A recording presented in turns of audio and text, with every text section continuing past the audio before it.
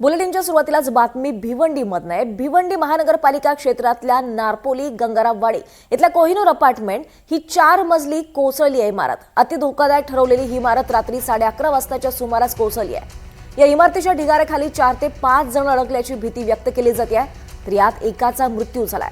दरम्यान या घटनेची माहिती मिळताच पालिका आपत्कालीन कक्ष, अग्निशामक दलाचे जवान घटनास्थळी धावून आले, पण इमारतीपर्यंत पोहोचण्यासाठी अरुंद रस्ता असल्याकारणाने बचाव सुरू करण्यात अडथळे येत होते। त्यानंतर रात्री 1 वाजता घटनास्थळी एनडीआरएफचं पथक दाखल झालंय। इमारतीच्या सुरुवातीला असलेली एक जुनी चाळ जेसीबीच्या सहाय्याने तोडून काढल्यानंतर दुर्घटनाग्रस्त इमारतीपर्यंत यंत्रणा पोहोचली आणि त्यानंतर बचाव कार्य सुरू करण्यात आलंय।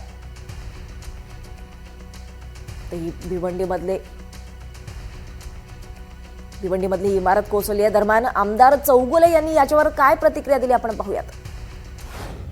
काहीतरी ते रात्री ते लोक काहीतरी कामं करत होते, मजदूर, ती बिल्डिंग रिपेअरिंग करायचं आणि खालच्या लेवलला, आणि ते जे बिल्डिंगमध्ये रहिवासी होते राहणारे 1-2 तिकडे काहीतरी जा ये करायचं, तिकडे त्यांची घर लॉक असले तरी पण ते जा येण्याचं काम करत होते। म्हणजे असे 6-7 जण ह्याच्यात दबलेले असं वाटत होते। बिल्डिंगमधले बाकीचे लोक सगळी बाहेर निघालेली होती आणि आत्ता आल्यानंतर आम्ही बघितलं तर एनडीएफच्या टीमला आपण बोलवलं। महापालिकेची टीम पहिलेच आलेली, पोलीस पण पहिलेच आलेले, सगळी पूर्ण टीम लागलेली आहे। पण आता हे काम सुरू आहे। अंदाजे आता थोडंसं 5-10 मिनिटात माहिती पडेल काय झालंय, परिस्थिती आपल्याला कळेल। तर ही इमारत कोसळून दुर्घटना झालेली आहे। एनडीआरएफचं पथक घटनास्थळी दाखल झालंय। बचाव कार्य सध्या सुरू आहे। भिवंडीमधली ही 4 मजली धोकादायक इमारत कोसळली आहे। गंगारामवाडी इथली ही घटना आहे। दरम्यान या ढिगाऱ्याखाली 4 ते 5 जण अडकल्याची भीती व्यक्त होती आहे। दरम्यान यात एकाचा मृत्यू झालेला आहे। उसमें फंस चुकी थी, मैं उसमें पूरी दब चुकी थी। फिर भी मैंने कोशिश किया।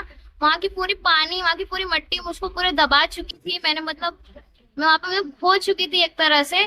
फिर मैंने कोशिश नहीं हारा, फिर भी वहाँ से मैंने निकलने की पूरी तरह से कोशिश की। मैं अपनी मम्मी, अपने पापा को दोनों को आवाज लगाई, तो भी मम्मी पापा तक आवाज बिल्कुल भी नहीं गई। मम्मी पापा भी मुझे आवाज लगा रहे थे, तो भी मम्मी पापा का भी आवाज नहीं आ रहा था, ना मेरा आवाज आ रहा था। फिर भी मैंने कोशिश नहीं हारा। वहां से मैंने बहुत कोशिश की, बहुत जी जान लगाई जहां से मैं बाहर निकली, बट वहां पूरी तरीके से फंस चुकी थी।